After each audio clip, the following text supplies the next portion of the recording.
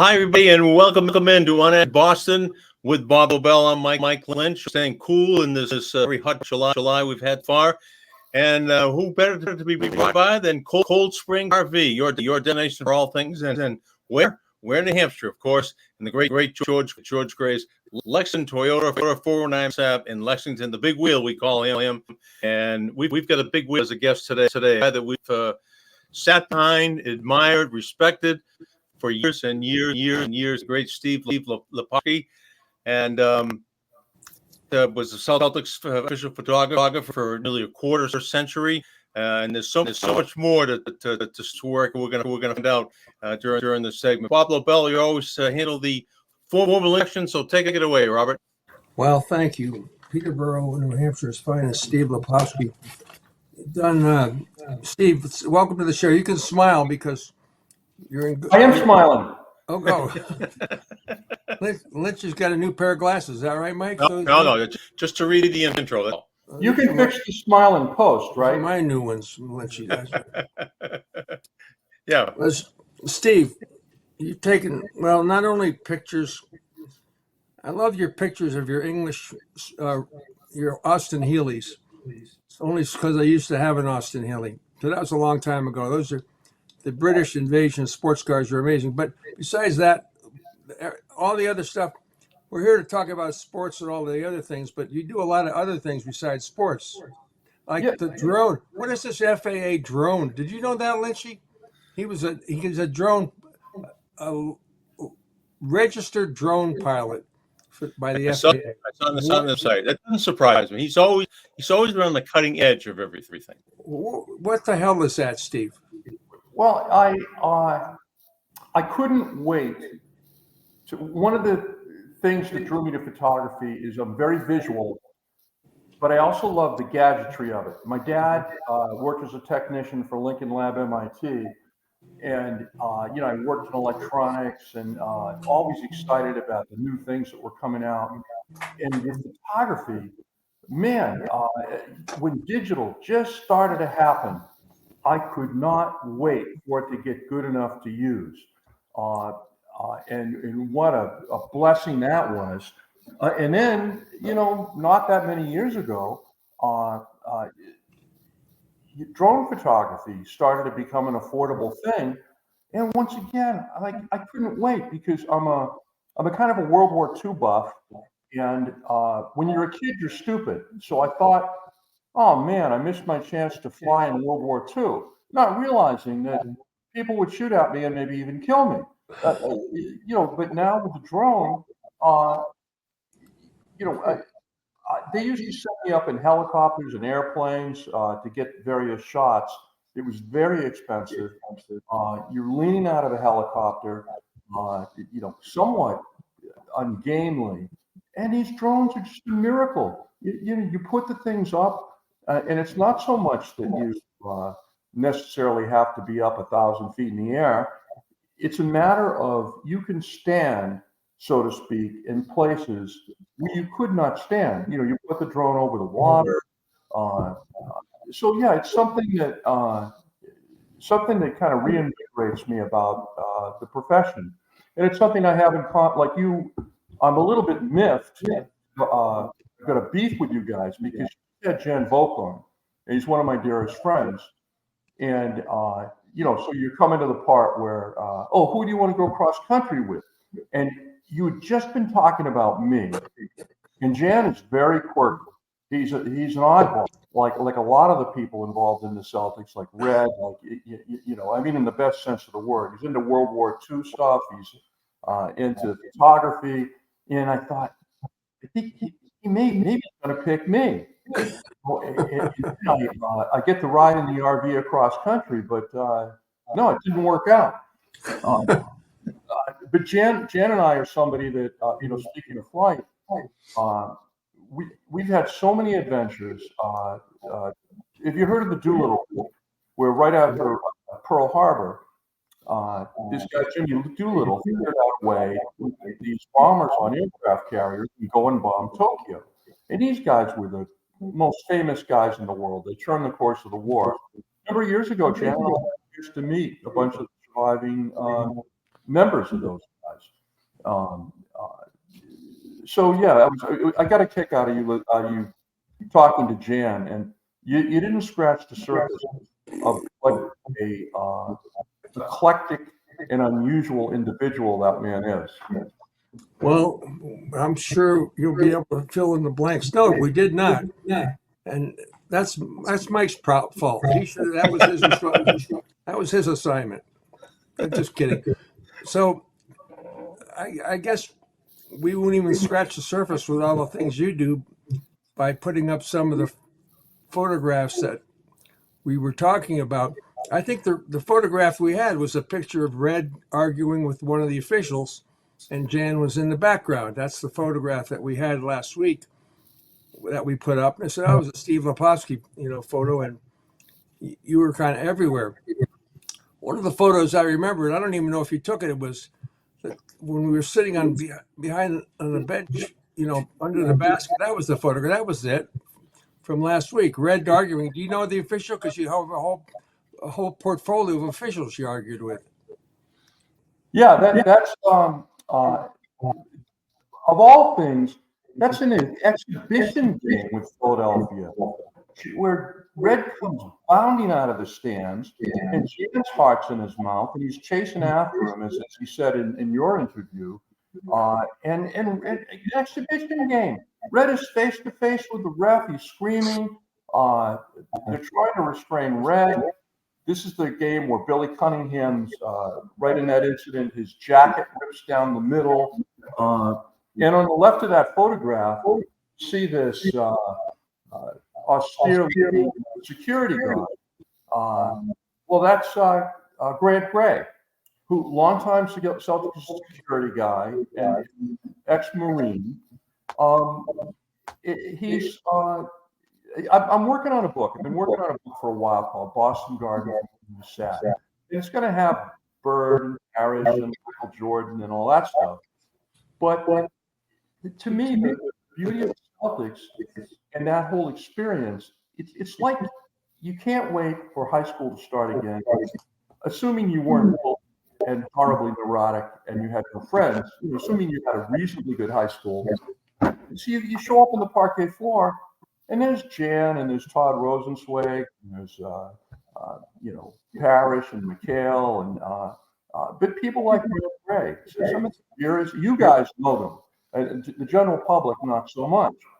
Spider, the guy that swept the floor, who, when he was a boy, he was in a club with his dad, and Louis Armstrong was playing, and Louis had to go to the bathroom. He says, "Here, kid, hold my trumpet. Make sure nothing happens to her." Just a silly little anecdote, but part of the rich tapestry of that bunch of people down. You guys are part of it. You have your own unique personality. Without my work with the Celtics, we never become fun. And you guys are two real treats. Seeing you now is wonderful. Yeah, we feel the same way, Steve.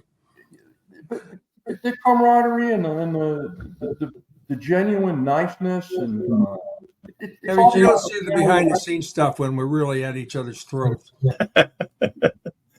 When we're talking about John Dennis and all that stuff, you don't see that all the time. Let's run through some of the. Can we put in some of the pictures, the photographs? I hate to call them pictures because they're photographs. Oh, okay. There's one to start with. Lou Gorman is saying to me, "Why don't you stop saying, why can't we get players like that?" I said, "Well, Lou, you're probably right, but I can't stop. It's too good to stop." Well, anyway, I never saw that. I don't remember that photo. That's a Phillips Exeter. Away, actually. You're wearing a Phillips Exeter tie, Bob. And what tie? Phillips Exeter. Really? Must have been free. Most of the photos I've had, nobody has ever seen. I mean, you've seen thousands of mine, but I have you. I've never seen that picture. I've never seen that photograph before. I'll send it to you, and I have lots of photos of both of you guys, but I only found out about this appearance yesterday. So I went into my files and just got out a couple, one of each of you. But I've got tons of you over the years. I'm flattered, really flattered. Well, okay, let's move. Let's go back to okay. There is Joe Morgan and the young kid. What tie is that, Mike? Now that you're into ties, It's just a basic red tie, but Joe Morgan and a lot of hair. oh my God! Oh my God, it's right. Jeepers, we never knew Steve. We never knew that we're so photogenic. Pretty good with Lou Gorman, and I'm with Joe Morgan. Two pretty fucking members of the Sox regime. No, but remember, we could actually go on the field back then and interview people. Yeah, You're you're a good-looking guy, Mike. I find myself strangely attracted to you. I don't think it's so strange. But we all knew Joe Morgan to an extent. What a freaking wonderful guy he was. Or is. What just a dear, down to earth. I mean, the public heard it when he said, one day I'm shoveling the bodies of dead raccoons off of the highways, and the next day I'm manager of the Boston Red Sox. Casey Jones, in the same vein, humble, dear guy that you're happy to be around. That put a little spring in your step. Just dealing with him. It's not the championships and the success and the fame and all that stuff. It's the warmth and humanity of dealing with these people that really makes your job. You're right. Both of those guys, Lou Gorman and Joe Morgan, were really warm, caring personalities. They really were. They were genuine people. I was going to say like us, but that would be adding, us to a level that we don't deserve to be added to. But they were just real people. They were unvarnished is a word that's used a lot to describe people like. And I can't think of a better word. But both of those guys were unvarnished. Well, that's a 3-syllable word, and it had to be Harvard. Said you have to come from Harvard. You can't say anything other than 3 syllables. That's the limit. It's got to be more than 3 syllables. I would have said great. I would have said really special. But unvarnished, that's Harvard. So who did you find despicable?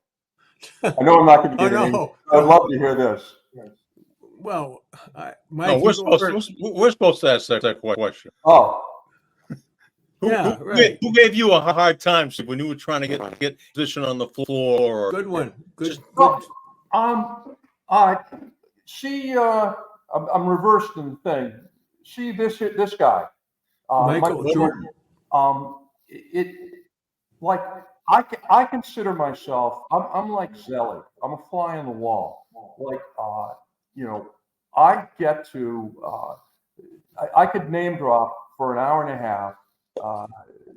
Bill Clinton, Bill Russell, you name it, and I've met them, photographed them. But it's not because I'm my stature. It's what I do. I'm like the guy that sweeps the floor, the janitor. I have a job. So my measure of how good a person is they don't have to be nice to me. I'm not a writer.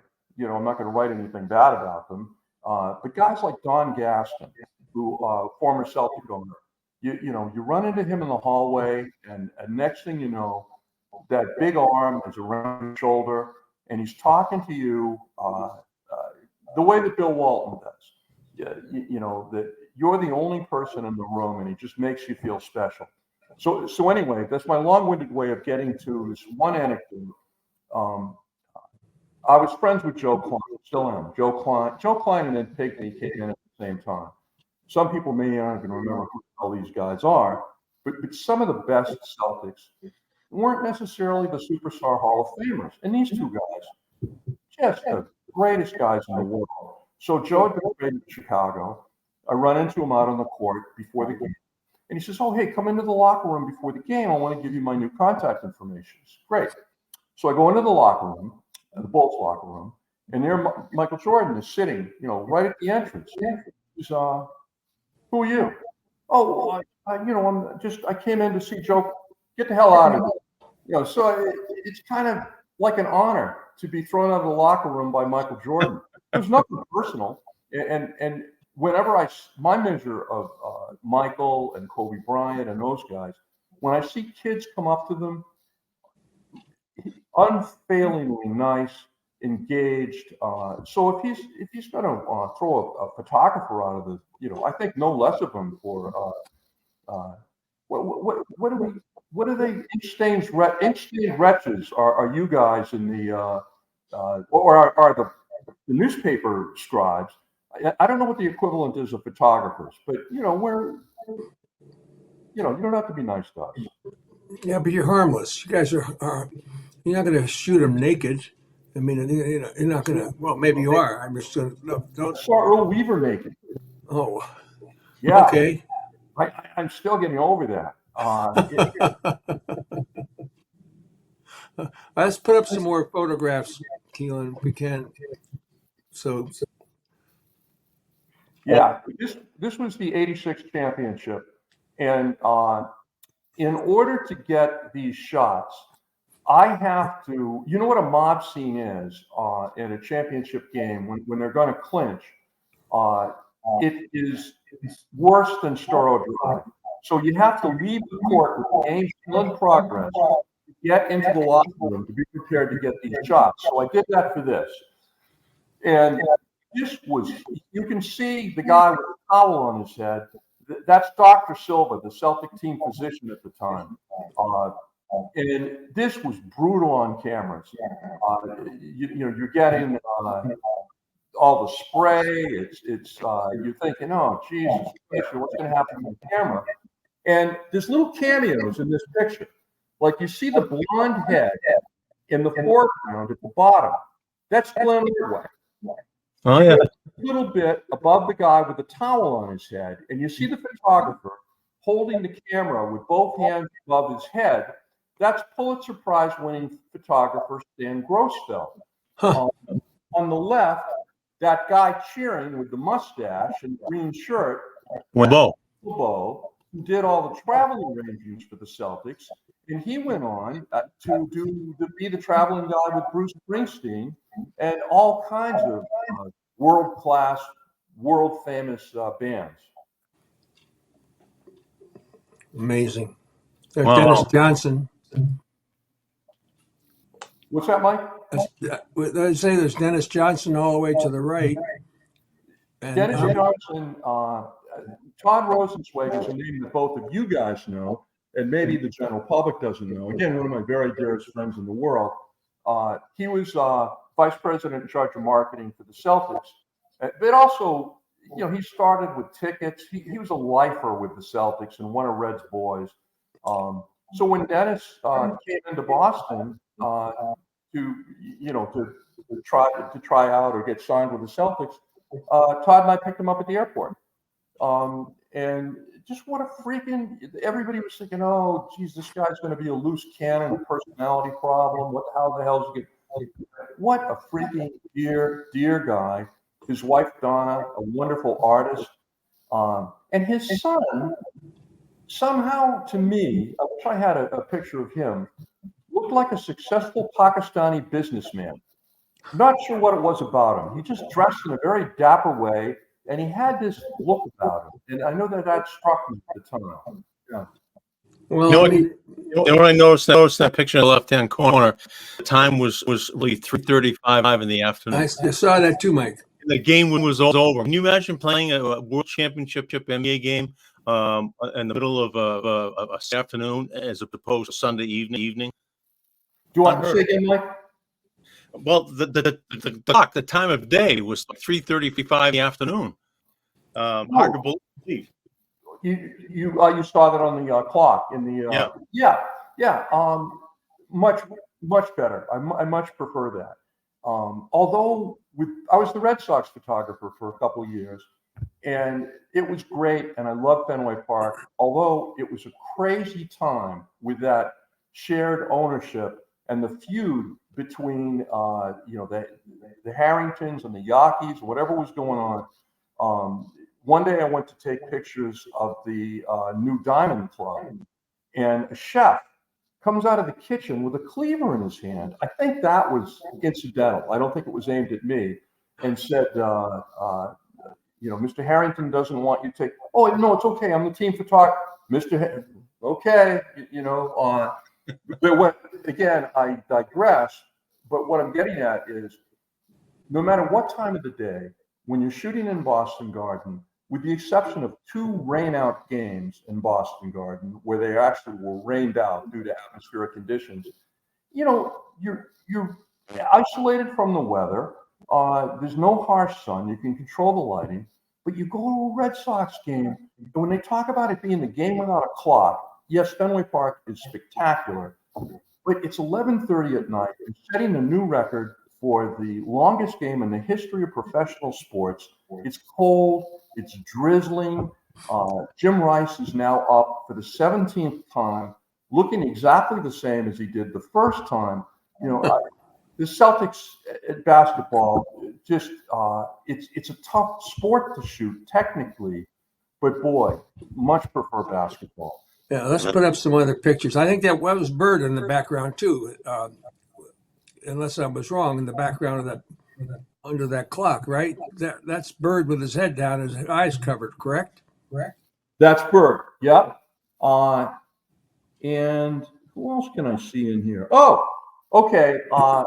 If you look at the man with the towel on his head, once again, that's Dr. Tom Silva, and there are many anecdotes of him.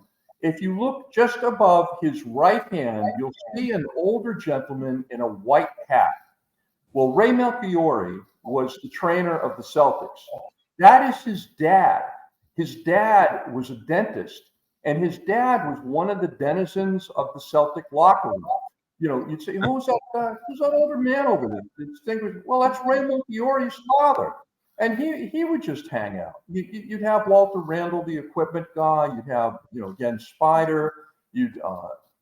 Again, I'm not plugging my book, but one of the points to doing it is that I might as well title the thing, who the hell is that guy down there? There are these guys you had seen, if you were a season ticket holder, you knew them or you became familiar. You said, oh, you were the Celtics photographer. Were you the big heavy guy? No. The big heavy guy was Dick Raphael, another character of the Celtics who, oh my gosh. And by the way, all the pictures, and then we won't get them obviously in this show, but you go to unanchoredboston.tv, unanchored Boston TV. All the pictures that we're talking about are going to be on YouTube. You can go up and take a look at them. This is fascinating because you put a picture up there and you just see so many. So let's put another one up there. Let's see how many things we can pick up from that picture. Yep, that's Glenn Ordway and Johnny Most. Johnny Most and Glenn Ordway. Johnny Most, former B-24 radio operator in World War II. And what a delightful pair they were. Although you wouldn't want to have Johnny as a roommate, but what a dear freaking guy he was. And this is them promoting answer machine tapes, where you could get a personalized answer machine tape. Mike is out fiddling and diddling, but in the meantime, leave your message on this. And Johnny was another one of the reasons why you got excited about coming into the games, because he was just a dear guy, wrote poetry, and I have pictures. You won't see them today, but I have pictures of where after Johnny would get up after the game, I would take a picture of the floor, and it would be littered with cigarette butts, coffee stains. That was the little nest that he made. And if you remember the famous incident where Johnny got very excited at this one game, and he spilled hot coffee on himself, and he referred to that, the way he described that incident was, and I ejaculated with pain. All right, Keelan. Put everything up you got, Keelan. We want to show these photographs. Leroy Neiman. Leroy Neiman, when Larry Bird retired, they decided to have, obviously they were going to do a special night for him, and they were going to do a special book for him that I did the photo editing and put a lot of it together. And as a special charity fundraiser, Leroy Neiman did one of his famous pictures of Larry Bird. So he came up to Boston and he drew Bird. I supplied him with a number of photo reference pictures, and I went to his studio in New York, and we got to be, friends. Maybe too strong a word, but I think I'd go that far. I mean, he was another dear guy. Here's a world-class guy that I never would have met up to this job. And what a freaking delight to deal with him. So I don't know if you guys ever got them, but almost everybody on the team, my mother would make Christmas cookies for my family. My mother was born in Yugoslavia, came over, no English. And she would make Christmas cookies for friends and relatives. Well, when I was with the Celtics, I said, Mom, can you make them for the people in the office? And then it was Mom could. And eventually, she was just making cookies. Like, I think I prematurely ended her life. But once Leroy Neiman and I had something of a relationship, I facetiously said to him, gee, maybe you could do a label for my mother's Christmas cookies. And that was ridiculous. It's like asking Leonardo da Vinci to do your passport photo as a piece of art. So Neiman said, send me some pictures of your mom. And then I get this watercolor, not his, if you know Neiman's style, it's very abstract, splashy, colorful, beautiful. He sent me this thing that should be hanging in the Louvre of my mother, absolutely beautiful, with a nice handwritten note saying, I did something similar of my mother. This is not my usual style. He was almost being apologetic about it. And I should have shown that to you as well. But just one of the great perks about being able to do what I did. My association with the Celtics. Also the thing that struck me in that last photograph was the fact that it was the old garden. It was the old garden. I mean, as we'll see, I just love some of the pictures of the Boston Garden. One of the pictures on my wall was back here is a picture of it's right above. You can see the garden across from the Lobel right there in the corner. It's half, it's the old garden broken down, taken from the train tracks above. And it's the old half of the old garden in half. It's a telling photograph. I've always loved that. You know what I'm talking about, Steve? That. Well, it was the garden was like your living room. You weren't intimidated. It wasn't cold and like cookie cutter, like every arena you go into now. Like when you wake up in a motel room in Iowa, you have to think a minute. Where am I? And that's what it's in almost every arena you go into, but not the Boston Garden. In the Boston Garden, you knew every nook and cranny, and you knew all the people, and it was, again, just comfortable. You get in there, and no confusion about where you were, what you were doing. It just hugged you in big, somewhat slightly well-worn arms. I really miss that. And I give, John Henry and those guys, like now people are getting a little negative about them, but what a breath of fresh air they were when they came in. And at the time they came in, just about everybody in the press and even the general population made up their mind, we got to tear down Fenway Park. And he figured out a way to save it, and God bless him. God, I'll never. When they built a new garden, you were always like the stable, the benches always facing Causeway Street. but it was reversed when the new garden came in, and where the clock or the time of day was replaced by the clock. So Mike doing the Big East, and I was filling in for him with Tommy Heinsohn, and I'm sitting there going, all right, 8:25 left in the second quarter, and about 10 minutes later, I go 53 left until halftime. How could there be more time left than I was reading the day as the game clock? So it would be. That's a Harvard thing too. We have 9:01 until halftime. That's a Harvard thing. They just could not figure out how to read a clock. Let's put more pictures up because I think this is fascinating looking at it because every picture has a dozen stories to it. Let's throw another picture up there if we can because it's fascinating. Every one of these pictures has so many stories to it. There they are, the big five right there. And this was one of the few staged pictures, but probably the hardest thing to do, Steve, right? Is a staged picture because you're always trying to perfect it. This one was tricky. This was shot in a back room at Hellenic College, which, if you look at the facilities the Celtics practice in now, Hellenic College, as you guys would know, is maybe a step down from a high school gym.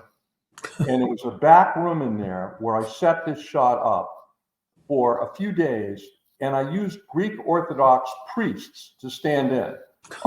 In fact, I have photos of 5 Greek Orthodox priests with the long black beards and the black cassocks, I guess it is, holding a basketball.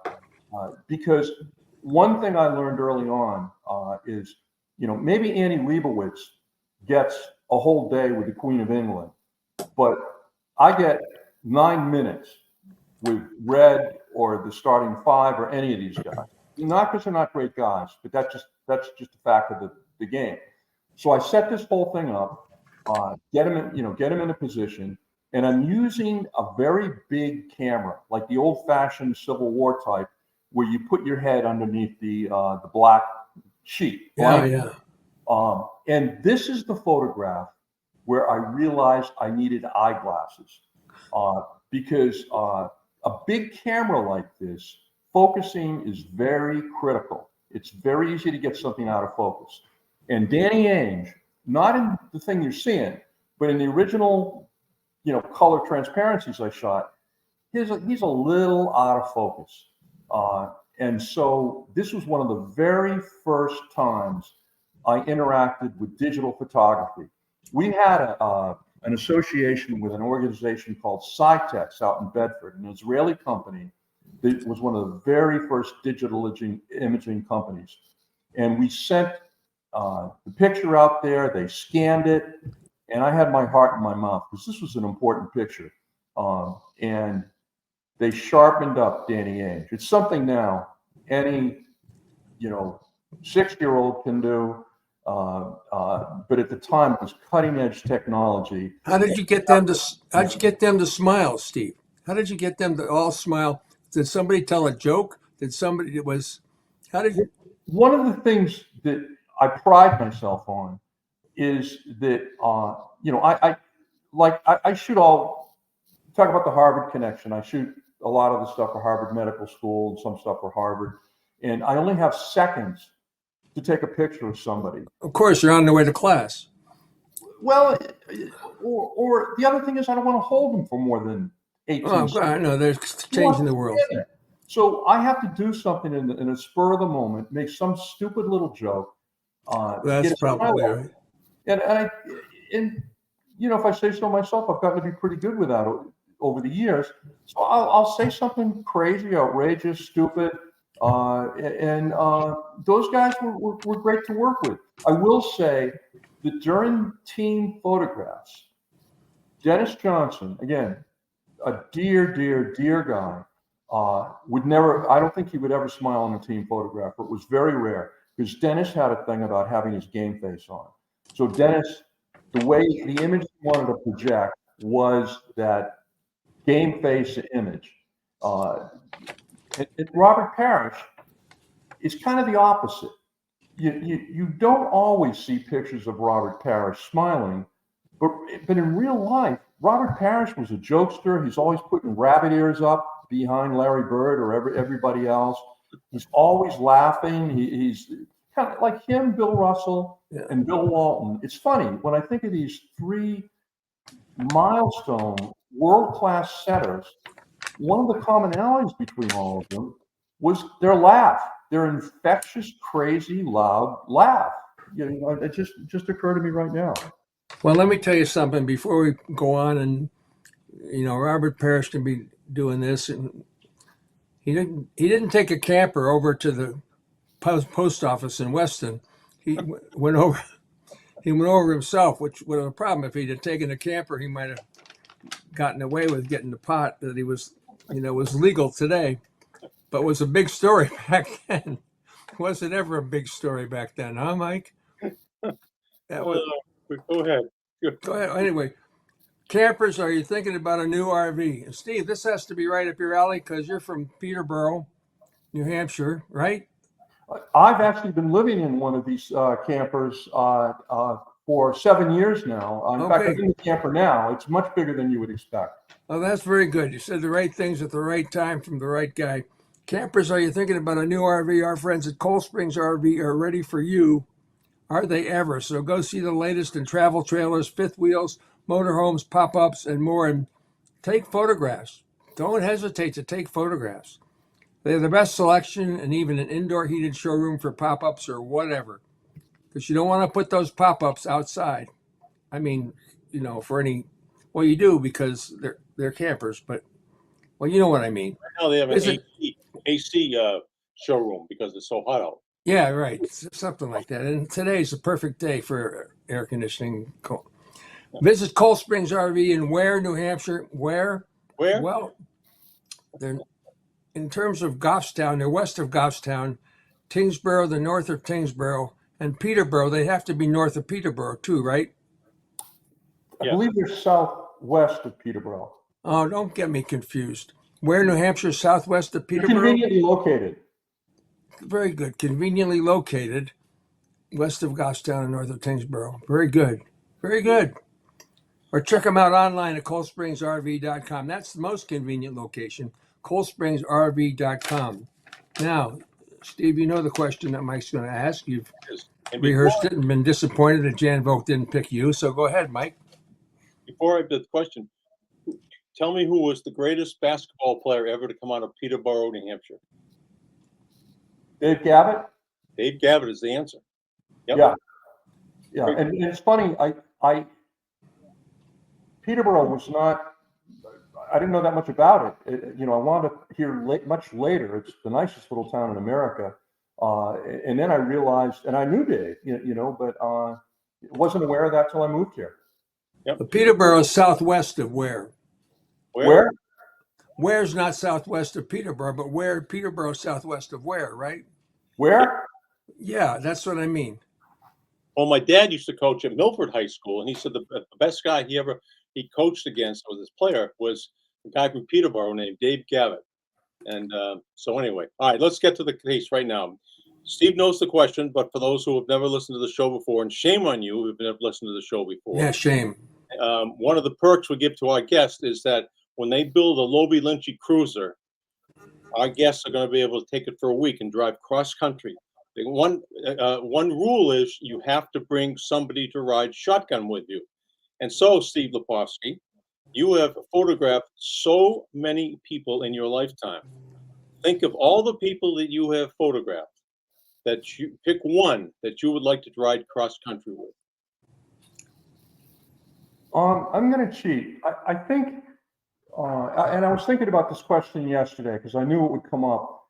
I think Jimmy Stewart, Red Auerbach, and Franklin Roosevelt, and maybe Adolf Hitler. But if we brought in Adolf Hitler, I'd have to bring in Mel Brooks to keep him in his place. I just because being with Red Auerbach and that privilege of getting to know him and be friends and to me it's like Franklin Roosevelt. He's one of the great figures in history. but also just an interesting character. So yeah, him, Franklin Roosevelt, and Jimmy Stewart. Yeah. Why the Jimmy Stewart? Well, Bob, you don't understand. Your money's in Mr. Martini's house. I got it. Good one. Because, when I grew up, I accidentally got into photography because I wanted to be a filmmaker. And one of the most important films in my life, now it's become cliched, is It's a Wonderful Life. And I loved it because it shows the love and humanity among people. And Jimmy Stewart embodied that. And it makes me cry every time I see it. And also, he's just a real life hero, like 25 bombing missions in Europe. Who'd you rather spend an afternoon chatting with than Jimmy Stewart, for God's sakes? Yeah. Good call. Yeah, I love that. Great answer. All right, Keelan, throw another one up there, please. Huh. What? This is Red had this probably was at Red's golf tournament to benefit the Red Auerbach Foundation. And one of Red's favorite things in the world was watching double dutch. He loved kids playing double dutch and just got such a kick out of that, jump rope game. And Larry and Red would play racquetball. The relationship between Larry and Red was just, again, freaking delightful. I think it's like that the year that Larry was going to re-sign his contract, and there was, all the back and forth between him and his agent Bob Wolf and Red. And in the end, the punchline was Larry said, "Hell, I would have played here for nothing." And there was some truth to that. And also to drag in the cast of characters that aren't generally known. Bob Wolf, who was a world-class agent, I think he handled Bobby Orr, he handled Richie Cunningham's mother in Happy Days. When I say handled, I mean represented. I don't mean anything untoward. And Bob was such a cute guy in the sense that he loved to have his photo taken, and not like an egomaniac or anything. Bob was genuinely excited when somebody, who was somebody he was enamored of would come. "Hey, Steve, would you take a picture of me with this one or that one?" And it was such a sweet thing. Yeah, he was a fun guy. He went head to head with Red over stuff, but I think they had a nice mutual respect for one another. All right, Keelan, throw another one up there. Let's see if we can find it. Yeah. Okay. This was, I'm going to guess it might have been the 1985 NBA Finals. And it's Johnny and Chick Hearn and Bill Marshall. Bill Marshall was with NBA Properties. Again, one of the cast of characters that the general public doesn't get a chance to see. And one of my fun adventures was that they make these bootleg T-shirts and apparel during important games. And I went out with Bill and his crew of raiders. They were like the, I don't know, like a SWAT team. And they'd go out to all these different stands and confiscate bootleg T-shirts. And I was photographing. It was just kind of for fun. But, the idea here was that Chick Hearn was to the Lakers what Johnny Most was to the Celtics, except that Chick was more of a normal human being. and that is not disparaging at all. Johnny was a super guy, but a character. Boston breeds characters. Other places, you have your normal human beings, and they're boring. And Chick was a great guy. And you can see the Chick is in character because the point here is that they're supposed to be showing hatred toward each other because of the rivalry between the two teams. Well, there was no animosity between these two guys. Johnny could not pull off this acting assignment. He's just got his big smile because he's he loves Chick, and he's just sort of happy to be there. That's a good one. All right. What else you got, Q? This was one of my favorites. Magic and Bird. This the thing was that Larry and Magic obviously played different positions, and it was rare that the two of them were very close to each other during gameplay. So whenever they got close to one another, I was just like with that unfortunate incident the other day with former President Trump. Every photographer is laser focused on what's going on. So with obviously very, very different, less dramatic scenario, but most photographers who are aware of this rivalry and the importance of these two guys together, you just took every opportunity when the two of these guys were even close to one another to photograph them. And it's lucky that you don't know what's going to happen. When you take one of these pictures, it's only afterwards. These are color slides. So you drop the slide off after the game in the middle of the night in Bay Village, where you saw a cast of characters like out of Alice in Wonderland walking the streets. You get the color slides back, and you're looking at them. It's just, oh my gosh, look at this one. And so that was this. I thought, oh man, this is the Holy Grail. And this picture went on to HBO used it as their main picture in the special they did on Larry and Magic. And then it got used a lot. And then when the Celtics won their championship in 2008, I got a surprise call because with Sports Illustrated, I've had a lot of stuff in. I was lucky enough to have a lot of stuff in just because of who I was shooting, not because I'm so wonderful. And I got a call saying, again, we were apologizing. He said, "See, normally we're going to put your picture on the cover," and that was news to me because it's 2008 and this picture was from 1985. But they thought it was emblematic of the rivalry between the Celtics and the Lakers. So they were saying ordinarily we would put your credit on the table of contents, but because something about the way the magazine was going to be distributed, do you mind if we put your name on the color slide on the cover, which has ever been done before or since? And like mine, it was like, not only was that fabulous, but the art director, if somewhere I think I have a photo of that magazine cover. You could look up that Sports Illustrated cover, Celtics, Lakers, 2008.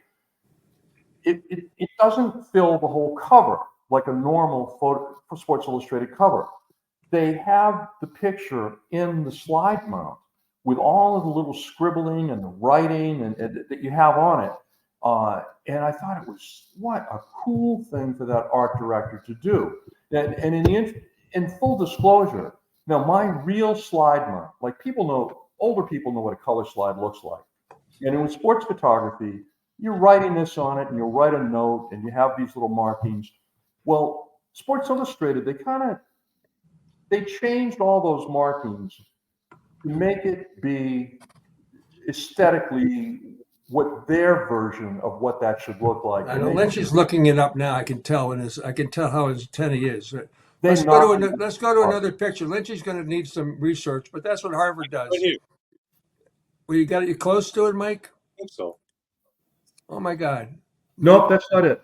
All right, there you go. It's that exact picture I showed you, but in a slide mount. World 1, Harvard nothing. Celtics Lakers championship. Or no, it was at the beginning of the season. Okay, let's put up another picture while Lynchy does his research to see if he can. Okay, American flag, Boston Garden. 9/11. So this is the first Celtics game after 9/11. Oh, wow. And you'll see Paul Pearson there and Walter McCarty, who's a great musician. It was, obviously an emotional moment. And you decide how how do you want to express that? How do you want to, you've got the team, holding this giant American flag. You want to shoot it from way above. And I just decided to get close, shoot a wide angle photograph, and do my best to capture that moment. Oh, I see. This one right here. Okay, let's go back to Mike because Mike thinks he's got us breaking news. That's it. Okay, Lynchy, I'll give you high marks for that. Yeah, that's it. So you can see that it's just a slide mount. All you have to do is get it instead of that one picture covering the whole cover, and they beat up the slide mount and they put Kodachrome on it, and they just artistically, editors, photographers don't always love what an editor does to their pictures, but man, this one and the other one that comes to mind is that Charlie Pierce, who great writer for the Herald for so many years, and such a character in his own right, very interesting writer. He wrote a story for Esquire magazine about Larry Bird called The Brother from Another Planet. The idea being sort of like he's a white basketball player in a mostly black basketball player world, but talking about that in a fascinating way. So Esquire called me and I sent in hundreds of pictures of Larry Bird. And the one that they picked for a full page, giant picture, was not Larry at all, but a picture of the wooden statue of Larry made by Armand Lamontagne, I think. Lamontagne. Yeah. Because it's Larry, but it's not Larry. It's like it was a beautiful statue, but a close-up picture of that had a sort of an alien or Martian look to it. And I thought, geez, I would never have made that decision because I'm not smart enough as a designer. I was really thrilled with what they did. Let's go to another photograph. This is the one. Yeah. Yeah, I just sent it to Keelan Wall, who is our expert producer, and she just turned that thing around in about 8 seconds. Nicely done, and you don't see it very clearly, but at the bottom of that, photographer Steve Lipofsky, which I'm absolutely yes, right by the red cross and the date 5/30/85. It's a photo. Now, if I were to show you my original slide mount, it doesn't look at all like that. It's got different scribbling on it. It's the same idea, but again, kind of a tribute to the creativity of the Sports Illustrated designer that did that. And again, the thing about Sports Illustrated was that it's like you're playing the lottery. If it's the finals, I am sending in all of my color film undeveloped to Sports Illustrated. They develop it, and then they're looking at it, and you don't know, is it going to be a cover or they're not going to use it at all? And you can't wait to pick up the magazine and say, oh, look at that. I got this one. I got that. Oh, damn it. Andy Bernstein, who's the NBA photographer, dear friend of mine, oh, Andy nailed that one. He got it. So it's competitive in a collegial way with the other photographers that you're really competing against yourself, and you don't want any of them to do poorly, and you're glad when they do well. But boy, you want to get in that space. Okay, let's put in another couple more things that Steve's done and sent us. Okay, let's talk about this one. So this is Larry Bird's retirement note. And this was a very tough photo to make because the lighting was crazy. This is before digital photography. So I went into all the rehearsals with a light meter. I'm testing, I'm doing this, I'm doing that. And then when I didn't know this moment was going to happen, Larry and Magic, had that wonderful time together. I'm taking all these pictures. And then all of a sudden, Larry whips open Magic's Laker warm-up jacket to show the Celtic t-shirt underneath in a big reveal moment. And I won't get into all the details about how Cars, talk on the phone with the color lab and make it, geez, I don't know, should you make it lighter, darker? Can you do this? Can you do that? But once again, the film goes off to Sports Illustrated, and they wound up running not this picture, but the very next frame I made as a double page spread in Sports Illustrated. And the reason I'm not showing you that double page spread was that that particular color slide got lost by a printer forever, and it's somewhere in a trash heap somewhere. Shame. I keep going. That was a night to remember. I'm sorry about the hat, Mike, but it was just part. What can I just? Keelan likes MIT. Okay, well, I was hoping he'd come up with a Walton photo. City Hall Plaza. Again, I did not win the NBA championship. I did not set foot on the court. I got the benefit from the reflected glory of what these guys accomplished and what Red put together. And so I rode on I rode in the parade, taking pictures all along the way. I got to experience the crowd, and I got to be up on the podium at City Hall Plaza with all these guys. Again, Bill Walton, one of the guys that I've kept in touch with all these years. If you needed something for charity, you call Bill Walton, and it's not like he begrudgingly does this or he does that. He's like, wait, tell me more about this charity. And the last thing I asked him for, my friend Joyce has this wonderful charity called Christopher's Haven that provides a place for families to stay while the kids are getting cancer treatment at Dana-Farber. And so Bill will say, tell me more about this. So Bill produces his own video, and he goes on, as he does, about Christopher's Haven, like a full-fledged TV commercial. The nicest guy in the world. And the joke about Bill Walton, when we went to his Hall of Fame induction, Bill could barely speak, had a terrible stuttering problem, and his broadcaster, was it Marty Glickman, I think, helped him so he was able to speak. And so I think I was talking to Kevin McHale or somebody, and the joke with Bill was, the guy couldn't speak, and now you can't shut him up. That's good. Okay, keep going, Keelan. If we got more, let's pour it on. Oh yeah. There's a guy that's hailed as probably the best championship. Coach.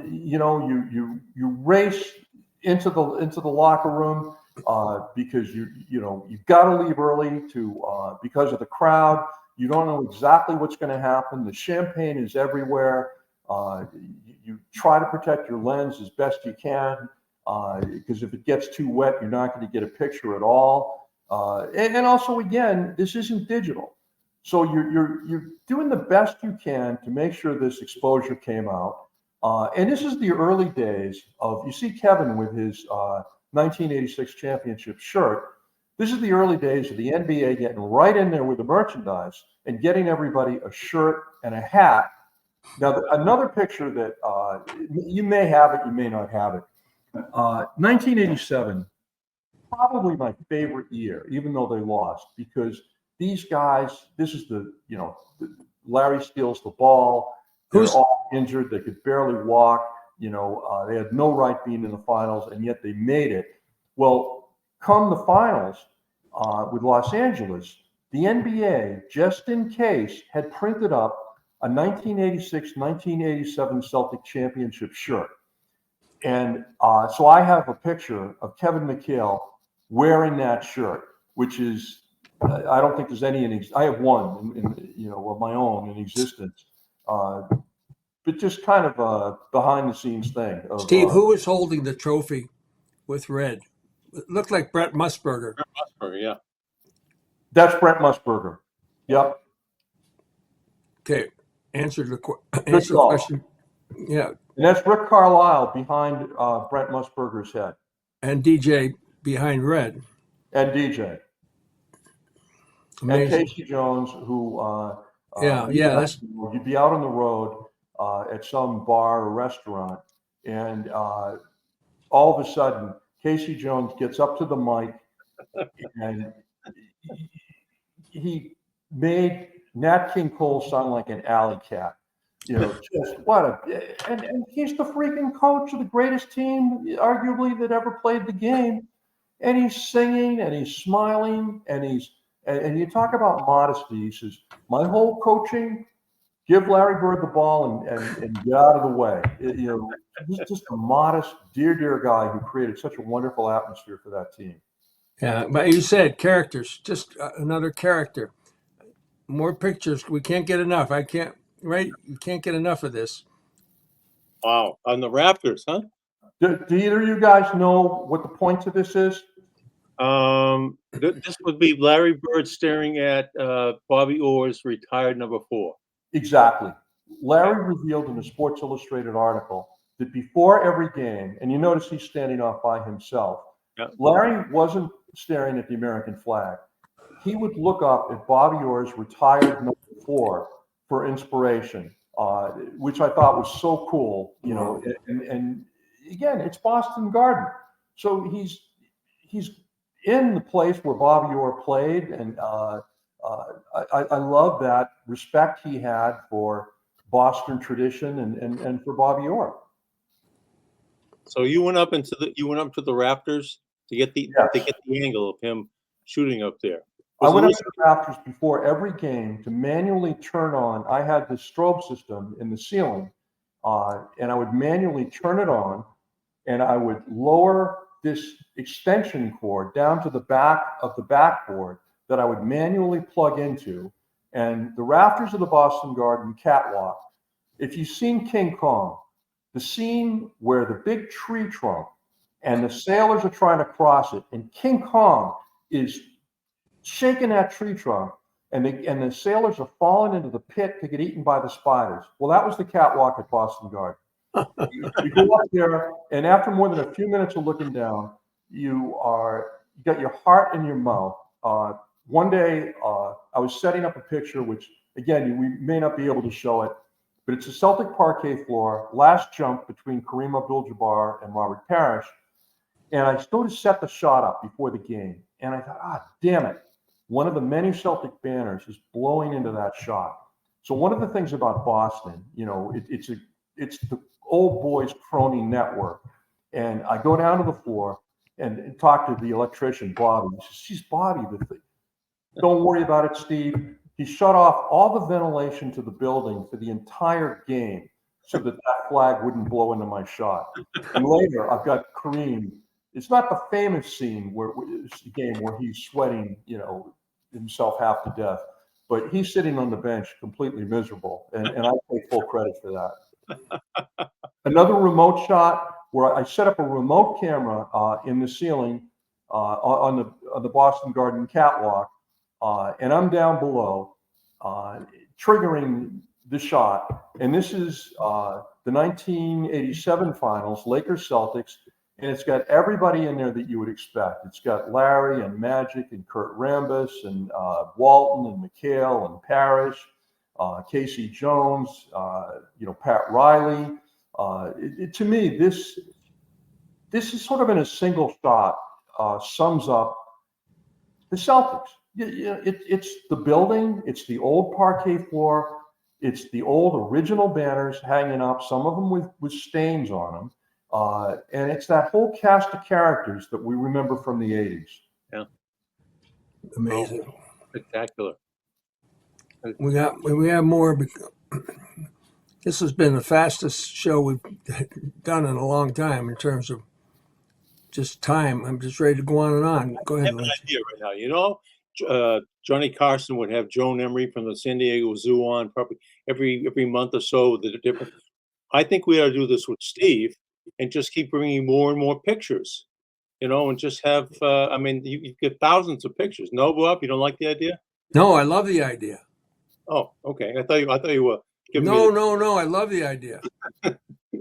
I think it's absolutely. Yeah, I think we may be onto something. So we show a couple more before we let Steve I have go. hundreds and thousands of them, and also if you have other guests like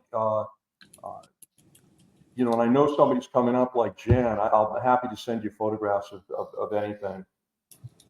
Wow. Well, the more photos. Well, here we go. Oh, okay. there we go. Whoa, Bill Cosby. Okay. So this. Oh my God. Taken on a different tenor since it was shot, but here you have Wilt Chamberlain, Bill Russell, and Bill Cosby. Who at the time, who didn't love Bill Cosby? And this was when Bill Russell originally had his number retired. You know, he had a hot and cold relationship with the city of Boston, and you know, he suffered some terrible racism and awful things that happened to Bill.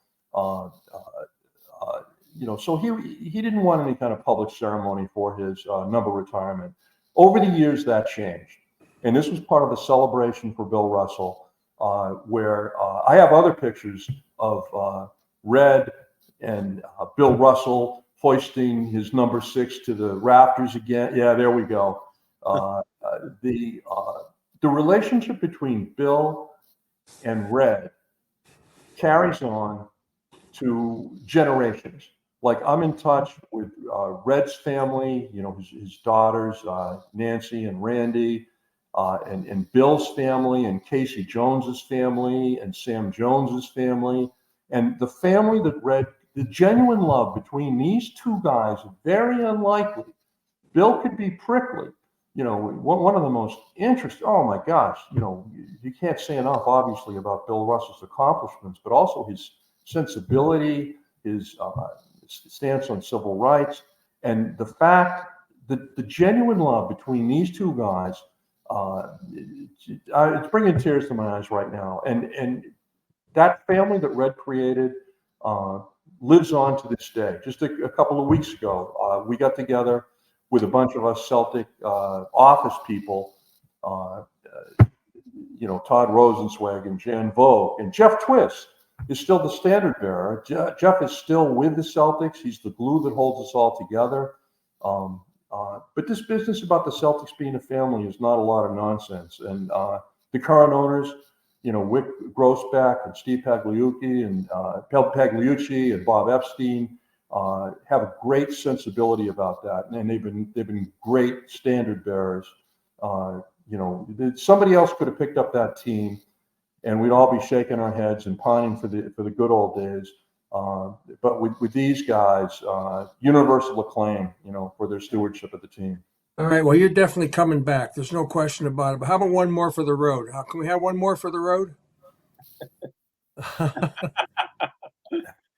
So, you know, a lot of photographers, when a player comes to the line to do a foul shot, it's a little like a guy being up to bat. And a lot of photographers will not bother to take that picture. Well, basketball photography is very difficult. It is hard, especially in the old days. Manual focus, you didn't have zoom lenses. You do the best you can to capture the action, and part of it is rolling the dice. Well, you knew when a guy comes up to the foul line, you are going to get a chance to take a portrait of that guy. And almost every NBA player had a ritual that they went through so that you could take a picture of them in 1985, come back to them in 1992. You don't know what year that's from. And this is Larry's signature move of wiping the bottom of his foot with his hand. It's a simple move that you might think, who needs to take that picture? But this is classic Larry Bird. It's emblematic of Larry. And I'm guessing now the black armband might have been John Post, and it might have been Alan Cohen's wife. I'm not sure which one that was.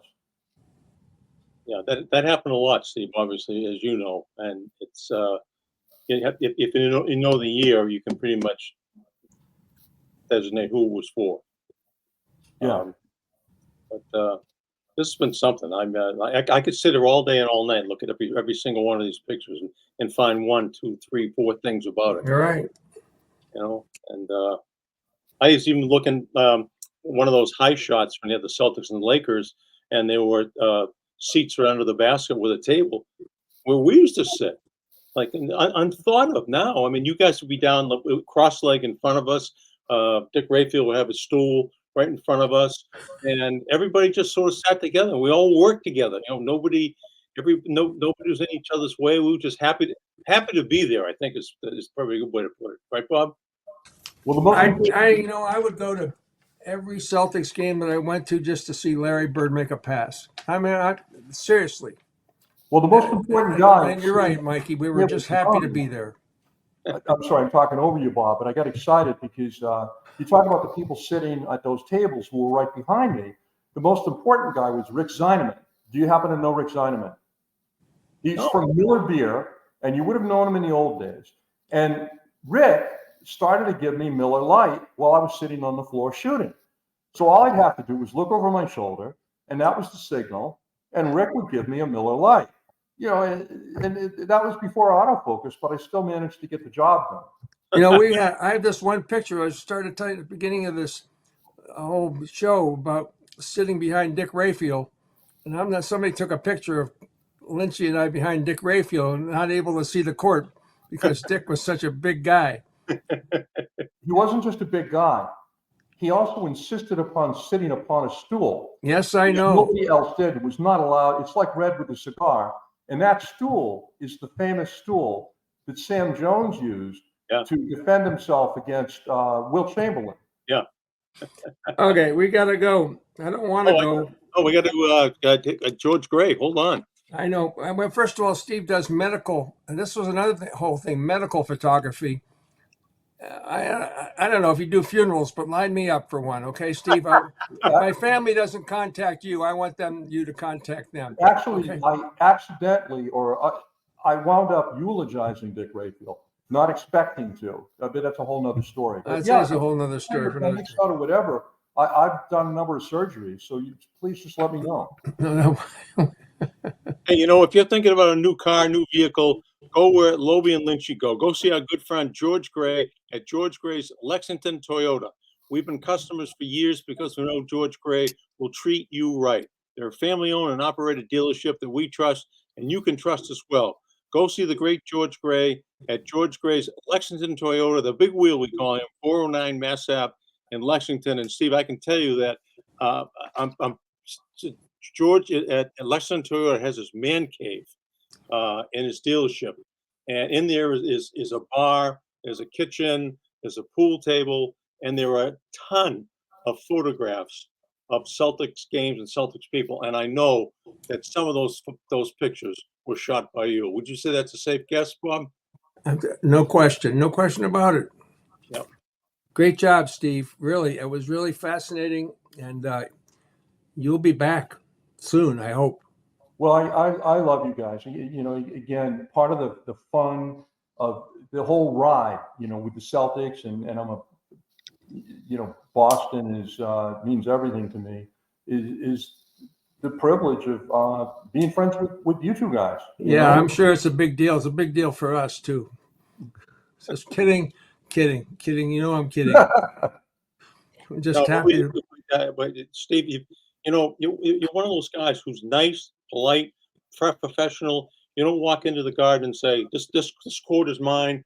Everybody out of my way." You don't even. I think the greatest compliment is you don't know you're around.